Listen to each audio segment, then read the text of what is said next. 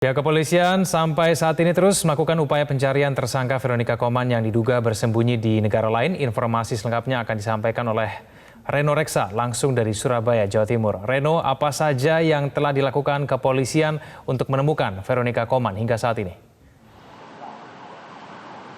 Iya, Egan, upaya terbaru yang dilakukan oleh pihak kepolisian untuk bisa menemukan lokasi pasti di mana Veronica Koman saat ini berada adalah yang terbaru tadi pagi pada pukul 10 waktu Indonesia Barat, di mana Wakapolda Jawa Timur, Brigjen Pol Tony Harmanto ini mendatangi kantor Konsulat Jenderal Australia yang berada di kota Surabaya.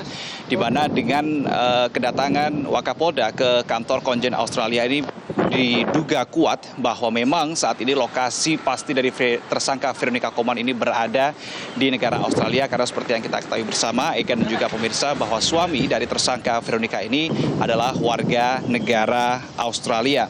Namun sampai dengan saat ini pihak polisi masih belum menyebut secara pasti di bagian Australia manakah Veronica Koman ini berada.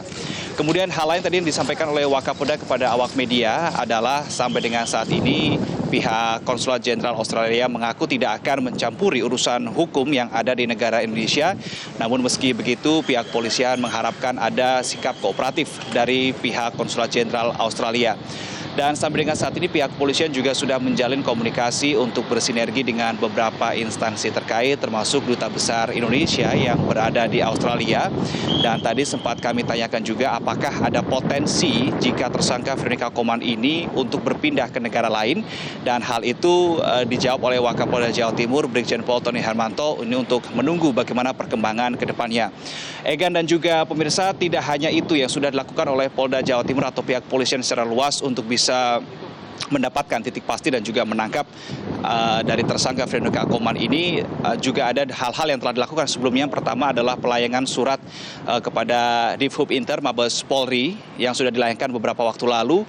Hal ini dilakukan untuk permohonan untuk penerbitan red notice, karena memang tanggal 10 September kemarin pihak polisian daerah Jawa Timur sudah melayangkan surat panggilan yang kedua, dan jika ini diabaikan maka tersangka Veronica Koman akan masuk dalam daftar pencarian orang. Dan jika dilengkapi pula dengan terbitnya red notice ini, maka tersangka Veronica Koman tidak hanya berstatus DPO di negara Indonesia saja, namun juga di 190 negara lain yang tergabung dalam Interpol.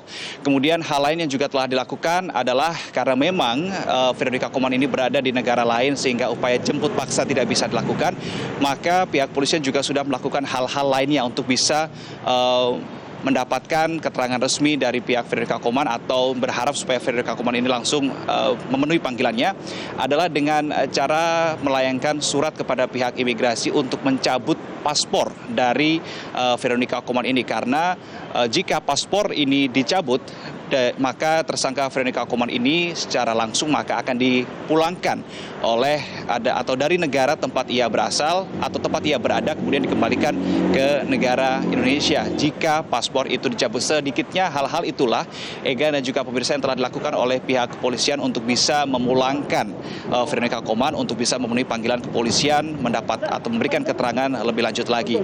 Dan kita akan mendengar saat ini, menyimak bagaimana pernyataan yang telah diberikan oleh Wakapolda Jawa Timur, Brigjen Pol Tony Harmanto tadi siang usai mendatangi kantor Konsulat Jenderal Australia di Surabaya. Iya, yang jelas masih bagian dari rangkaian kegiatan proses penyidikan yang kita lakukan terhadap tersangka V.